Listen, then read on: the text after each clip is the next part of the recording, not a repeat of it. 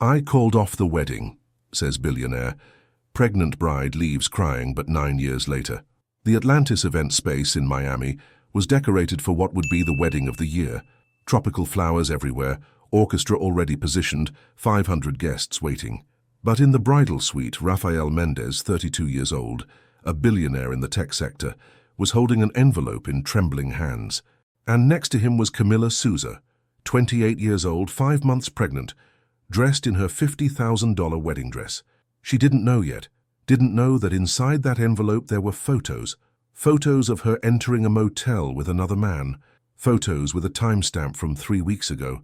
Rafael looked at her with an expression she had never seen before. It wasn't anger, it was something worse. It was absolute disappointment. "Rafael, what's going on?" "People are waiting," said Camila, nervously adjusting her veil.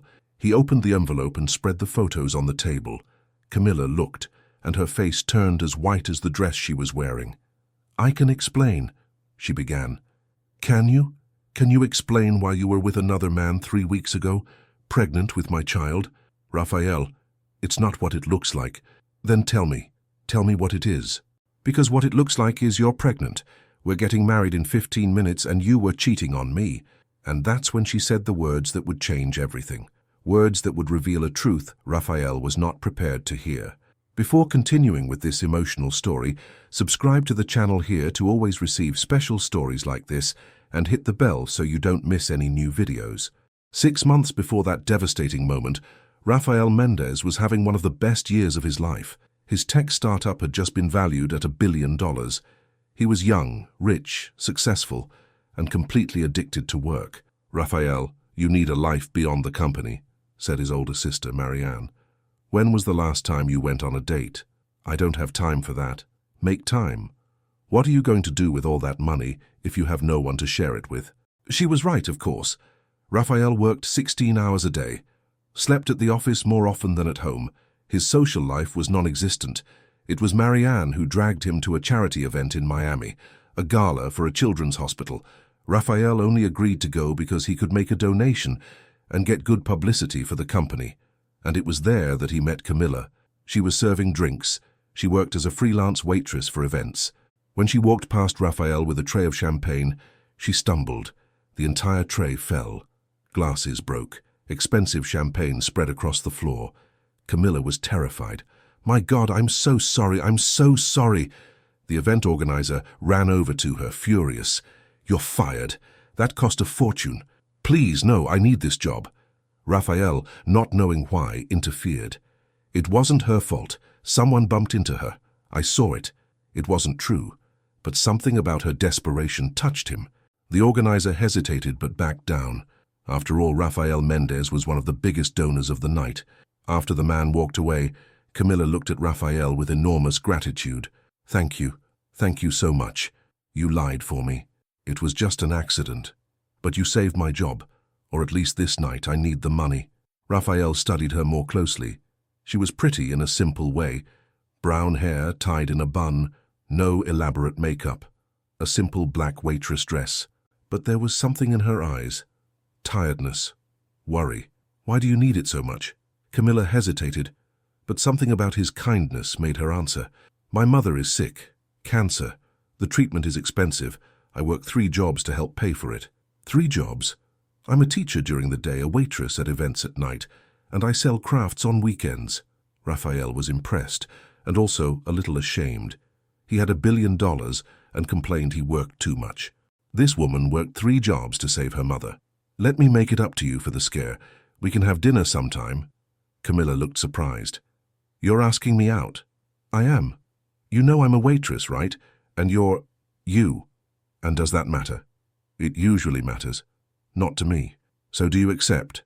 Camila smiled. Her first genuine smile of the night. "I accept." The first date was at a discreet restaurant. Rafael didn't want to intimidate her with overly fancy places. And he discovered he liked that, talking to someone who didn't know how much he was worth, who didn't see him as a bank account. Camila was different from all the women he had met. She was genuine. She talked about simple dreams, paying for her mother's treatment, going back to school, maybe one day opening a small craft store. Nothing too grand, she'd say. I just want a quiet life. Security. That is grand, Raphael replied. Most people want things they don't even need. You want things that matter. They started dating, and it was strange for Raphael because she never asked for anything. When he offered to pay for her mother's treatment, she refused. I can't accept that. It's too much. But I want to help, and I appreciate it. But I need to do this on my own. I need to know I managed to save my mother with my own work. There was pride in that. A pride Raphael respected but didn't fully understand. He had grown up rich, never needed to refuse help because he always had everything. 3 months after they started dating, Camilla found out she was pregnant. It was an accident. Even with precautions, it happened. When she told Raphael, she was terrified. I understand if you want to break up. I know we didn't plan this. I know it's very fast. But Raphael surprised her. Marry me. What? Marry me. Let's have this baby together. Let's build a family. Raphael, are you sure? We've only been together for 3 months. I'm sure. I love you, Camilla, and I love this baby that's coming. Marry me. Camilla cried and said yes. The following months were a whirlwind. Wedding planning, prenatal appointments. Raphael insisted that Camilla stop working to focus on the pregnancy. This time she accepted. The work was getting too heavy. He rented an apartment for her and her mother in the same building where he lived, paid for all of Mrs. Sonia's cancer treatment, bought everything they needed. You don't need to do all this, Camilla would say. I want to. You're going to be my family. Let me take care of you. Raphael's family had mixed reactions. Marianne adored Camilla. She's perfect for you. She makes you more human.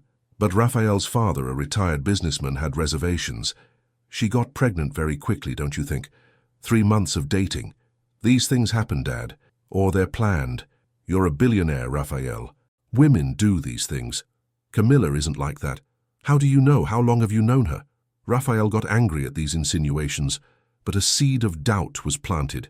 Not that he believed it, but it was there. 1 month before the wedding, something strange started to happen. Camilla was acting differently, distant, distracted. She'd leave without notice, come back late, always with vague excuses. I went to visit a friend. I had to take care of wedding stuff. I went to the hospital to see my mother. Raphael tried not to think too much about it. She was pregnant with crazy hormones, planning a huge wedding. It was normal to be stressed. But then the phone calls started. Her phone would ring and she'd leave the room to answer.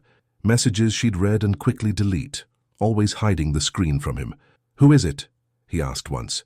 Nobody. Just spam. But it didn't seem like spam. It seemed secret. Raphael hated himself for it, but he started to suspect, started paying attention, and saw patterns.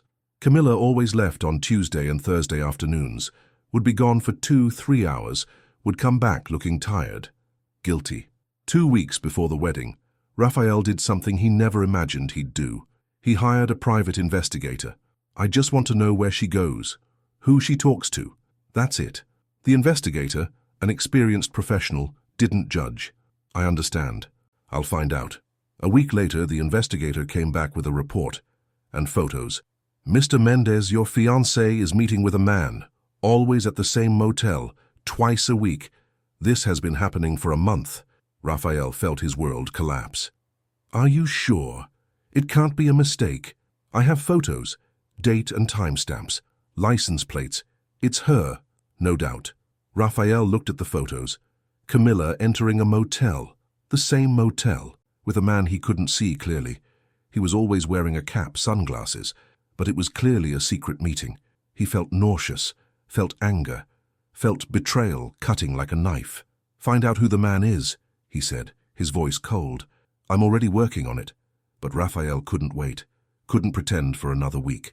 He decided to confront her, on the wedding day, in front of everyone if necessary. And that's what he did. 500 guests waiting, a wedding that cost $1 million. And Raphael with an envelope of photos in his hand, confronting his pregnant bride.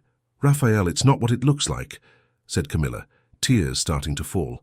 Then tell me what it is. I can't. It's complicated. Complicated. You're pregnant with my child, we're about to get married, and you're at a motel with another man. What's complicated about that?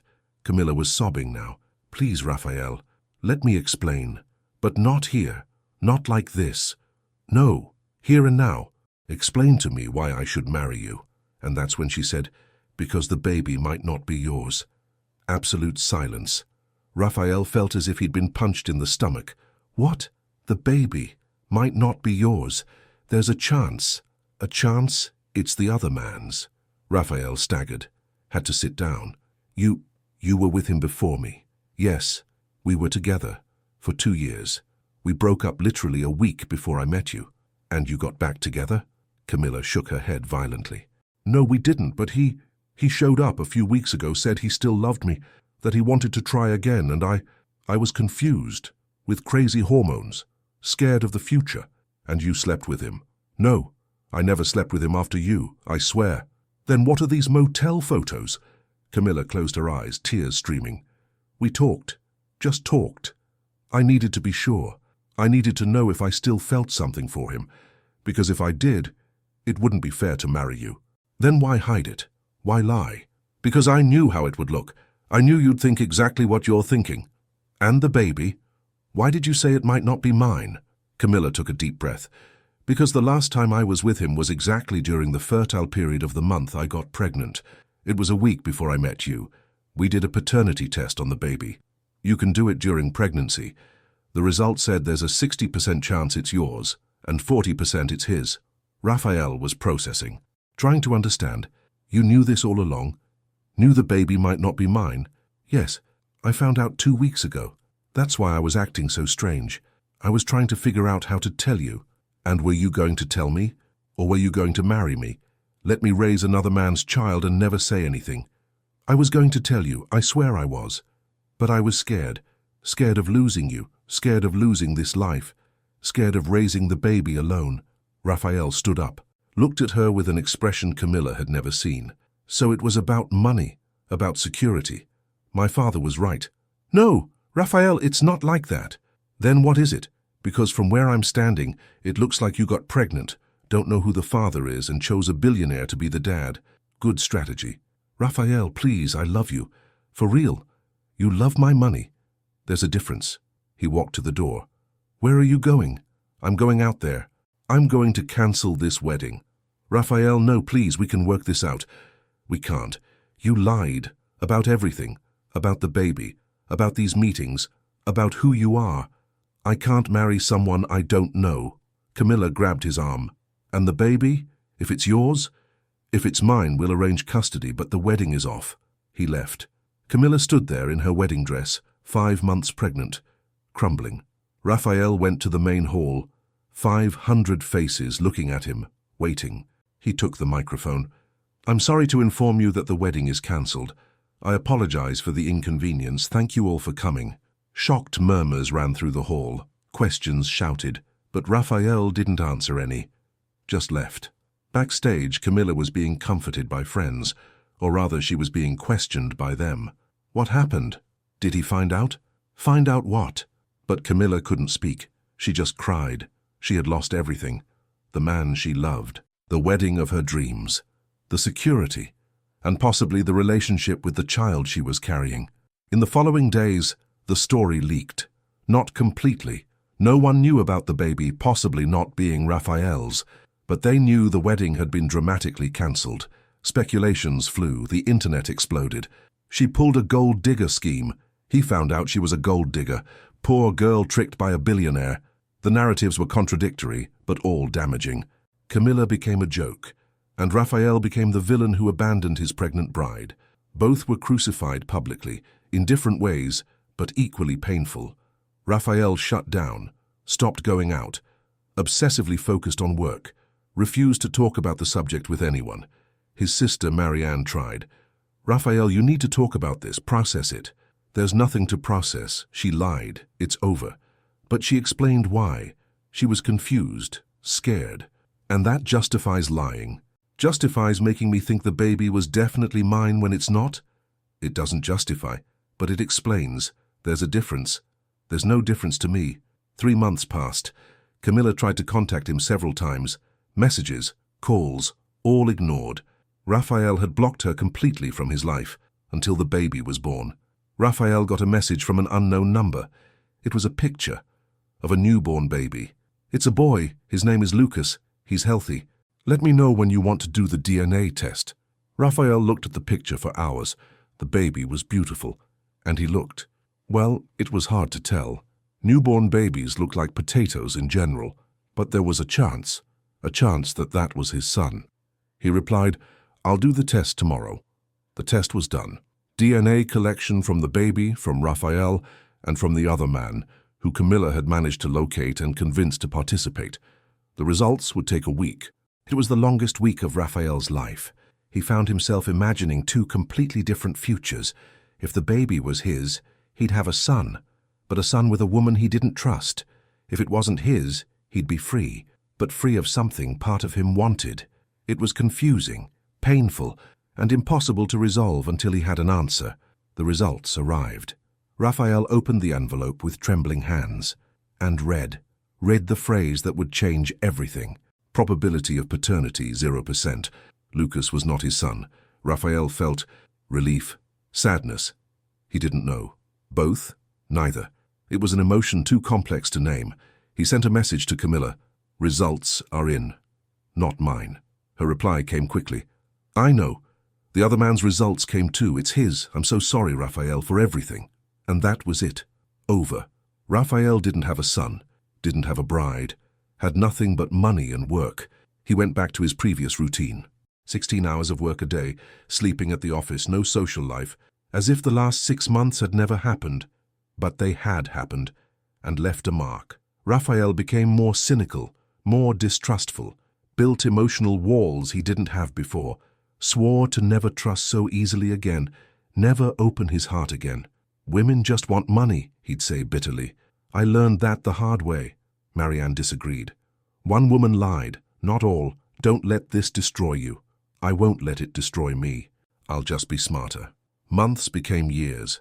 Raphael kept building his empire, kept getting richer, more successful, more empty. He had occasional relationships, but always superficial, always with elaborate prenuptial agreements, always with his guard up, never really let anyone in. And as for Camilla, he didn't know, didn't ask, didn't want to know, had cut her out of his life completely, blocked her on everything, refused to even hear her name. But on lonely nights, he sometimes wondered, how was she doing? How was the baby, not his baby, but the baby? Had she managed to put her life back together? He never tried to find out, because looking would mean admitting he still cared, and he couldn't care. Caring hurt too much, so he buried it, buried the memory of her, buried the feelings, buried everything, and lived. If that could even be called living. 9 years passed like that. 9 years of obsessive work, of growing wealth, of emotional emptiness. Raphael was 41 years old, richer than ever, more lonely than ever. And then on an ordinary workday, his world turned upside down again. But before continuing and discovering what happens 9 years later, leave your like here in the video. Subscribe to the channel if you aren't already and hit the bell so you don't miss any new stories. What do you think? Did Camilla really love Raphael, or did she just want security? Did Raphael do the right thing by calling it off? And what happens 9 years later? Also tell me which city you're watching this video from, and I'll mark your comment with a special heart. Now, let's get back to our story. Rafael Mendez was in a business meeting at his company's headquarters in Miami when his secretary Paula interrupted, something she never did unless it was an emergency. "Mr. Raphael, sorry to interrupt, but there's an urgent situation." Raphael was irritated. "Paula, I'm in an important meeting. Can it wait?" "No, sir, it can't. There's a child in the reception area, a boy. He's asking to speak with you." Raphael frowned. "A child? What kind of joke is this?" "It's not a joke, sir. The boy is alone, says he needs to talk to you. He's crying and—" She hesitated. "He looks scared." Something in her tone made Raphael stand up. "Excuse me," he said to the business partners. "I need to handle this. We'll continue in 5 minutes." He went to the reception area, and he saw a boy of about 9 years old sitting on a sofa too big for him. Simple but clean clothes, a school backpack on his back, and red eyes from crying so much. When he saw Raphael, the boy quickly stood up. "Mr. Raphael Mendez? That's me. Who are you?" "My name is Lucas Souza." Raphael felt something tighten in his chest. Sousa, like Camilla. And what do you want, Lucas? The boy took a deep breath, clearly nervous. My mom is in the hospital. She had an accident. She's in a coma. And I don't have anyone else. I'm sorry about what happened to your mother, but I don't understand what that has to do with me. Lucas took a crumpled paper from his backpack, held it out to Raphael with trembling hands. She gave me this a few months ago, told me that if something happened to her, if I was left alone, to come talk to you. Raphael took the paper.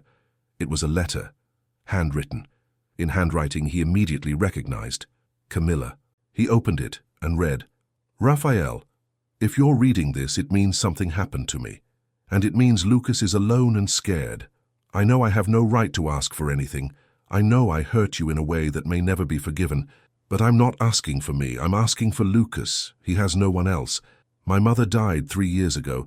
His biological father disappeared when Lucas was 2. He found out he didn't want the responsibility of being a father. I have no other relatives. It's just me and him. If something happens to me, he'll go into the foster system. And I can't stand to think about that. He's a good, sweet, intelligent child. He deserves better. So I'm asking you, take care of him. Please. Not as a father. I know you have no obligation, but as a temporary guardian, until a good family can be found for him. I know it's a lot to ask, but you're the only person I trust completely, even after everything, even knowing you hate me. He's not at fault for our mistakes. Please don't make him pay for them. With eternal regret, Camilla. Raphael finished reading and was silent for a long moment, processing, trying to understand. Your mother. She's alive. Lucas nodded, tears falling. She is, but the doctors don't know if she'll wake up. They say it could take days, weeks, or never. And you came here alone? How did you get here? By bus. I saved money from my school snacks for months, in case I needed to. 9 years old. A 9-year-old child had planned this. Saved up. Prepared for the possibility of losing his mother. Raphael looked at the boy more closely, and he saw Camilla in his eyes. The same expression of determination mixed with fear. The same way of standing when nervous, one foot slightly in front of the other, ready to run if necessary. Lucas, who's taking care of you now? No one. I mean, the neighbor let me sleep over yesterday, but she has many kids. She can't keep me. And social services? Didn't the hospital call them? Lucas went pale. They did, but I ran away. I don't want to go to a shelter. My mum said shelters are bad, that kids suffer there. Raphael sighed. He was in an impossible situation. He had an important meeting, business to conduct. He couldn't just... He looked at the boy again. At this 9-year-old boy who had traveled alone across the city, scared and alone, because his mother had given him a paper with the name of a man he hadn't seen in 9 years. Okay, he heard himself say. Okay, you stay with me. For now. The relief on Lucas's face was instant. He sobbed and threw himself into Raphael's arms. Thank you, thank you. I promise I won't be any trouble. Raphael stiffened. He wasn't used to a child hugging him. Didn't know what to do with his hands. Eventually, awkwardly, he patted the boy's back. It's okay, but we need to sort a few things out first. In the following hours, Raphael did something he never imagined doing. Cancelled all his meetings for the day. Called his lawyer to find out the legal situation. Called the hospital to check on Camilla's condition. She's stable, but in a deep coma, said the doctor. It was a car accident, severe head trauma. We can't predict when or if she'll wake up. And the boy? Lucas? Who has legal custody? Only her. There's no other responsible party listed. A social worker has already been called. If no one assumes temporary custody, he'll go into the system. Raphael looked at Lucas, who was sitting in his office eating a sandwich Paula had brought. He looked so small in the big chair, so vulnerable. I'll assume temporary custody, said Raphael. There was a pause on the phone. Sir, you understand this requires a legal process? Background check? A social worker visit? I understand. Do what's necessary, but the boy stays with me. After hanging up, Raphael sat next to Lucas. Lucas, I need to ask you some questions. You can ask. Your mother, did she tell you about me? Lucas nodded. She did. Said you were a good man. That you almost got married. That you were going to be my stepdad, but it didn't work out. Did she tell you why? Lucas hesitated. Said she had secrets. that she lied, that you couldn't forgive her, but said she didn't blame you, that she would have done the same. And your father, your biological father? I don't know him. He left when I was a baby. My mom says he wasn't ready to be a father. Raphael studied the boy. There was no bitterness in his voice when he talked about his father. Just fact, as if it was something he had always known and accepted. And you? What do you think about staying with me? I'm a stranger to you. My mom trusted you. That's enough for me. The simple faith of that touched Raphael in an unexpected way. That night, Raphael took Lucas to his apartment, a huge penthouse that was more museum than home. Lucas looked around with wide eyes. You live here alone? I do. It's very big. It is. It must be lonely. Raphael stopped. No one had ever said that before. People complimented the apartment, said it was impressive, luxurious, amazing, but no one had pointed out that it was lonely. But it was. Exactly that. Sometimes it is, he admitted. In the following days, Raphael discovered that taking care of a 9-year-old boy was harder than closing million-dollar deals. Lucas needed to go to school, needed clothes. The ones he had were too few. Needed regular meals, sleep schedules, attention. Raphael hired a nanny, Mrs. Lucia, a 50-year-old woman with experience with children. But even so, it was a lot. A lot for someone who had lived alone for so long. How are you handling this? Asked Marianne when she visited. I don't know, it's chaos. He's always making noise, leaving things around, asking questions. Welcome to parenthood. I'm not his father. You're acting like one. Raphael didn't reply, because part of him knew she was right. 1 week after Lucas arrived, Raphael went to visit Camilla in the hospital. He hadn't planned to, but he was passing by and, well, she was in a private room. Raphael had made sure of that. Connected to machines. Too thin, but still recognizable. Still Camilla. Raphael sat by the bed. I don't know why I came, he said out loud, even though he knew she couldn't hear. I spent 9 years avoiding you, 9 years convinced I hated you. And now I'm here. Silence. Only the sound of machines. Lucas is with me. He's a good boy, Camilla. You did a good job raising him. Alone. He held her hand. Cold. Lifeless. I should have asked. After I found out Lucas wasn't mine, I should have asked how you were doing. If you were okay. If you needed help. But I didn't ask. I cut you out completely, and now you're here, and I don't know if I'll get a chance to say I'm sorry. Tears began to fall. The first time in 9 years that Raphael cried, Wake up, Camilla, please, wake up for your son. He needs you, and I need to know you're okay. But she didn't wake up. Stayed there, motionless, trapped between life and death. In the following weeks, a strange routine was established. Raphael worked from home when possible, took Lucas to school in the morning, helped with homework at night, things he never imagined doing, and slowly, something changed. The walls he had built began to crack, because Lucas was impossible to keep at a distance.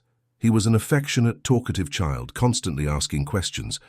Why do you work so much? Because I have a company to run. But don't you get tired? I do. Then why don't you stop? Because it's what I do. It seems sad. To work all the time and have no time for anything else. From the mouth of a 9-year-old, it sounded like an accusation, and it was true. 1 month after Lucas arrived, his school called. He had gotten into a fight. Raphael went to pick him up, expecting to find a rebellious boy. But he found a boy crying in the principal's office. What happened? Asked Raphael. The principal explained. Some boys were making fun of Lucas, saying his mother abandoned him. Lucas defended her. The fight escalated. Raphael looked at Lucas. Is it true? You fought because they talked about your mother? Lucas nodded, ashamed but defiant. They said she didn't want me. That's why she's in the hospital. But it's not true. She loves me. It was an accident. Raphael felt anger, not at Lucas, at the other boys, at whoever had planted that idea in a child's head. He knelt in front of Lucas. Your mother loves you. A lot. Do you know how I know? How? Because she planned everything. Gave me a letter. Made sure you'd have someone if something happened. Mothers who don't love their children don't do that. She protected you, even when she couldn't be there. Lucas started crying again, and Raphael hugged him. This time not stiffly, not awkwardly, but for real. Is she going to wake up, Mr. Raphael? I don't know, Lucas. I hope so. And if she doesn't, will I stay with you? Raphael didn't know how to answer. He hadn't thought that far ahead. He had assumed it would be temporary, that Camilla would wake up, that everything would go back to normal. But what if it didn't? What if he ended up with Lucas permanently? Was he prepared for that? Did he want that? He looked at the boy in his arms and realized that at some point in the last month, he had started to care. For real. If she doesn't wake up, he said slowly, we figure it out together, okay? Lucas nodded against his chest. 2 months after the accident, the doctors called Raphael for a talk. Mr. Mendez, we need to discuss options. Camilla has been in a coma for 2 months. Her brain shows minimal activity. It's possible she'll never wake up. Possible, but not certain. No, but with each day that passes, the chances decrease, and there are practical issues. It's costly, the treatment. I don't care about the cost. Keep her here. Continue the treatment, as long as there's any chance. Mr. Mendez, you're not a relative of hers. Technically, you can't make these decisions. Then make it so I can. My lawyers will handle it. But she stays. Raphael didn't fully understand why he was doing this, why he was paying for expensive treatment for a woman who had betrayed him 9 years ago. But he couldn't let her go.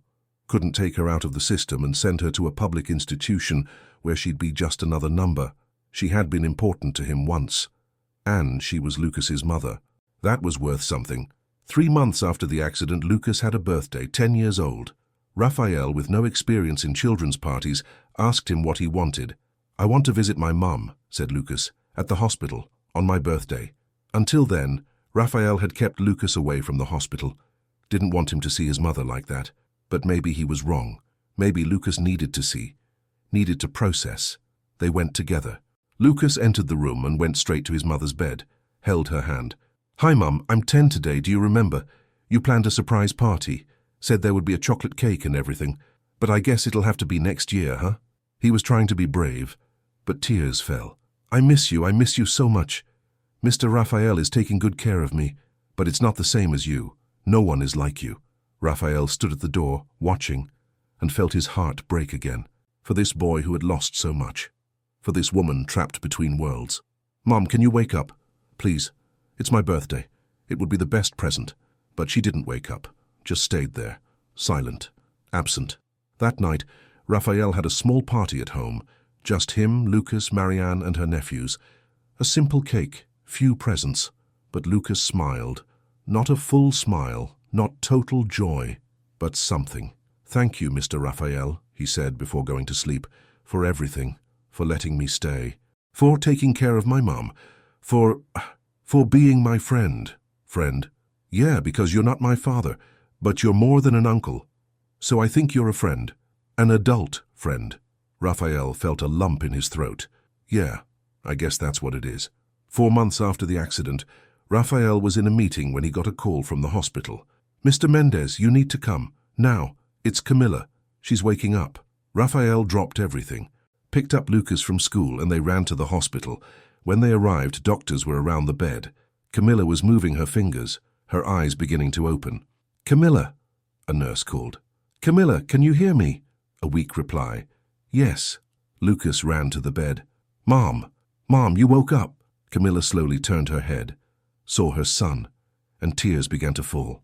Lucas, my baby. I'm here, Mom. I'm okay. The doctors asked for space. They needed to run tests, check functions. But she was awake. She was conscious. After 4 months, she had come back.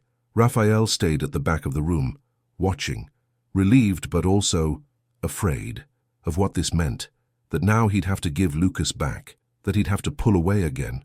After the doctors left, after Lucas had animatedly told her about the last 4 months, Camilla finally looked at Raphael. You, she said, her voice hoarse from disuse. You kept him. You took care of my son. Raphael shrugged. You asked, but I didn't expect you to accept. Not after everything. I didn't expect to either. Camilla began to cry. Thank you. Raphael, thank you so much. You saved him. From the system. From being alone. He saved me too. In some ways. Camilla was confused, but didn't have a chance to ask. The doctors returned. They needed to do more tests. In the following weeks, Camilla recovered slowly, relearning to walk, to do basic movements, daily physical therapy. Lucas visited every day, telling her about school, about life with Raphael. And Raphael was conflicted. He knew he should be happy she had woken up, that Lucas would have his mother back, but it meant Lucas would leave, go back to a life without Raphael. And he realized that in the last 4 months, he had gotten used to the boy in his life, to the noise, to the questions, to the hugs, to not being alone. He would miss him. 2 months after Camilla woke up, she was discharged from the hospital, but she had nowhere to go. The apartment where she lived had been returned. She couldn't pay the rent while she was in a coma. Raphael offered an alternative. "Stay in my building. I have a vacant apartment 1 floor below. You and Lucas can stay there until you're fully recovered and can get a job." Camilla hesitated. "Raphael, you've already done too much. I can't accept. It's not for you, it's for Lucas. He's used to it here. Has a routine, school nearby, friends. It wouldn't be fair to uproot him from all that now." It wasn't entirely true, but it was what Raphael could admit. Camilla accepted, and so a strange arrangement began.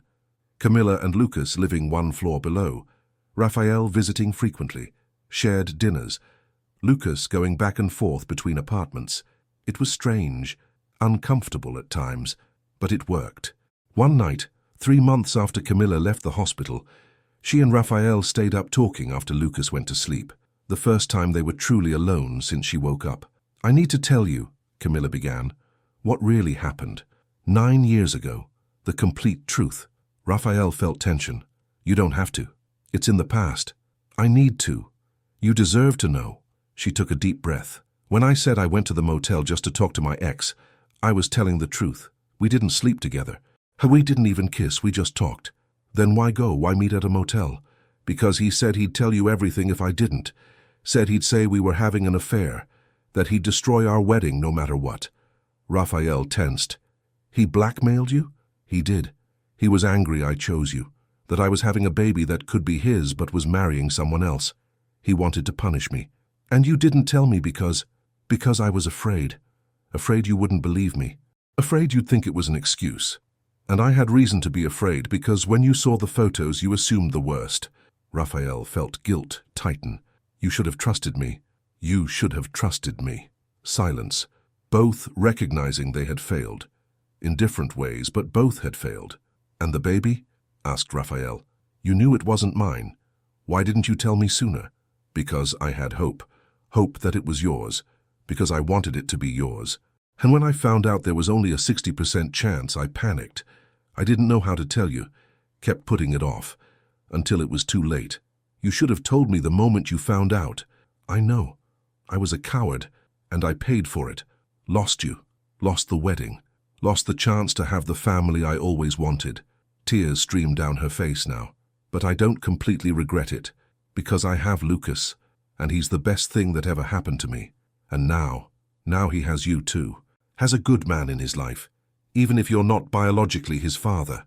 Raphael looked at her, really looked, and saw not the woman who had betrayed him, but a mother who had fought alone for 9 years, who had worked 3 jobs, who had planned for her son's security even knowing she might never need it, who had survived an accident that almost killed her.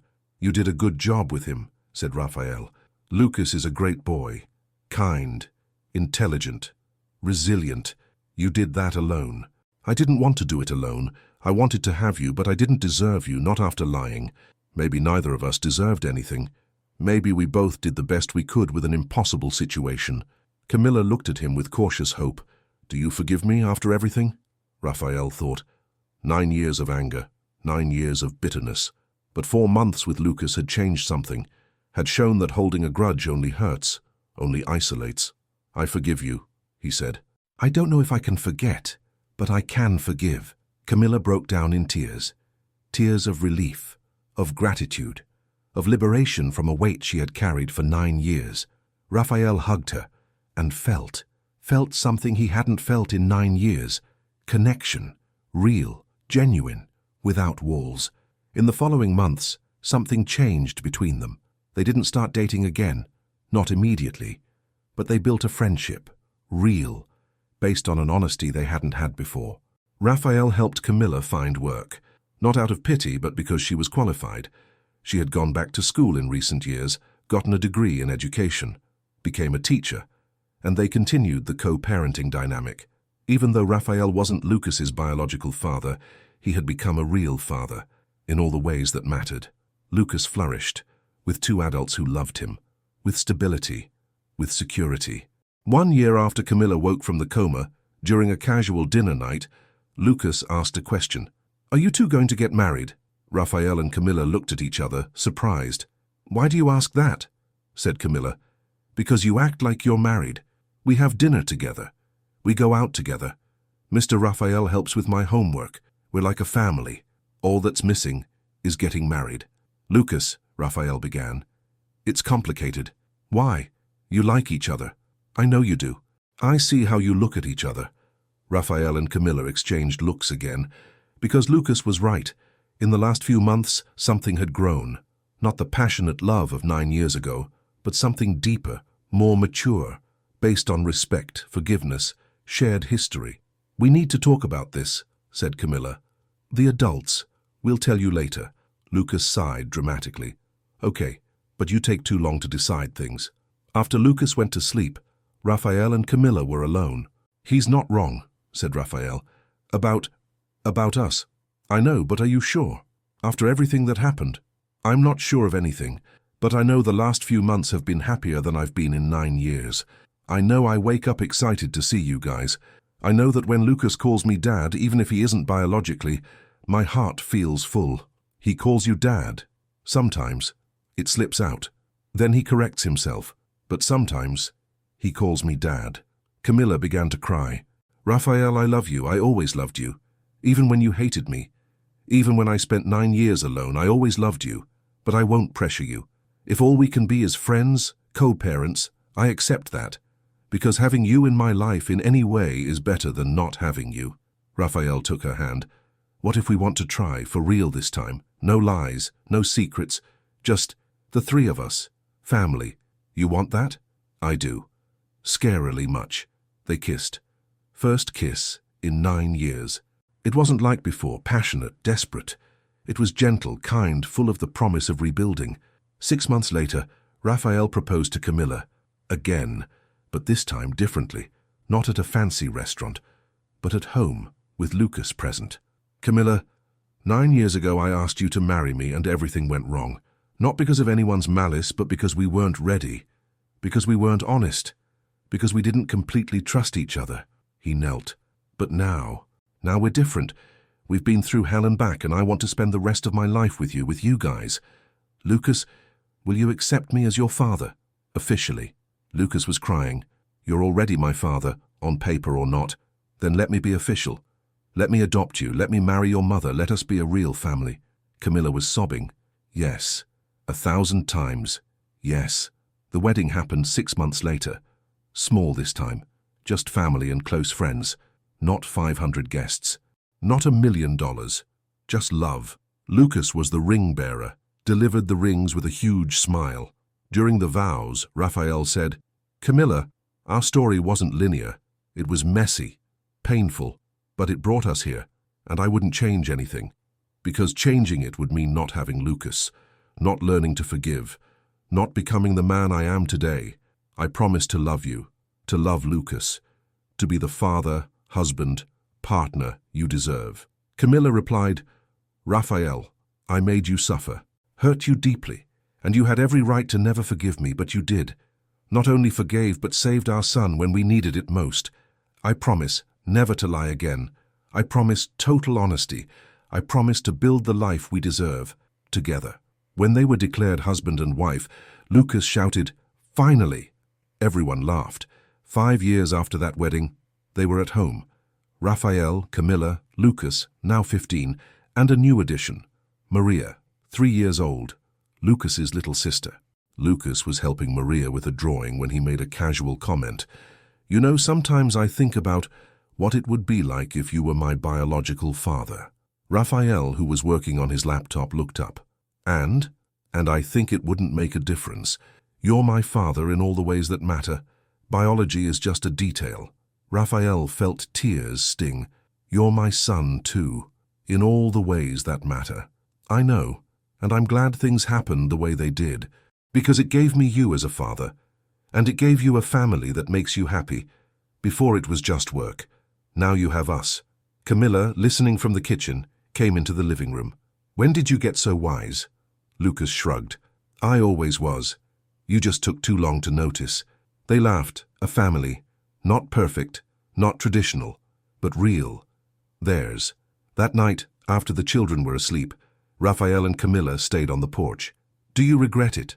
Asked Camilla. Calling off the wedding 14 years ago? If you hadn't called it off, would we be different? Raphael thought. Probably. But I don't know if we'd be better. I think we needed those 9 years. I needed to grow up, learn that money isn't everything. That control is an illusion. You needed to grow up, learn strength, raise Lucas alone. And Lucas. Lucas needed to be exactly who he is. So you don't regret it? I regret the pain, but not the path, because the path brought us here. Camilla nestled against his chest. I'm happy. For the first time in a long time, I'm completely happy. Me too. And it was true. Raphael, who had spent 9 years alone, bitter, rich but empty, now had everything that mattered. Family, love, purpose beyond money. Because in the end, the story wasn't about a cancelled wedding. It was about second chances, about forgiveness, about building something better from the ruins of what could have been.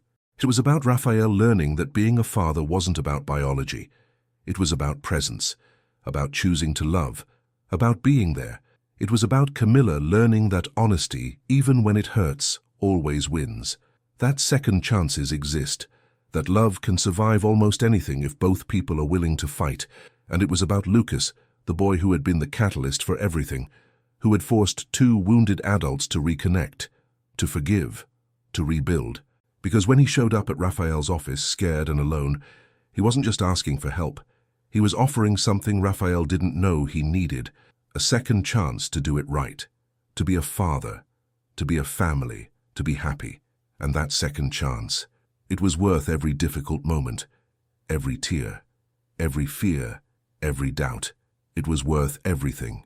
Comment down below, second chances. So I know you made it to the end of this video, and I'll mark your comment with a special heart. And if the story of Raphael, Camilla and Lucas moved you, I have another one even more surprising to share with you. Just click on the video that's appearing on your screen now, and I'll tell you all about it. A big hug, and see you next time for another emotional story. Bye-bye.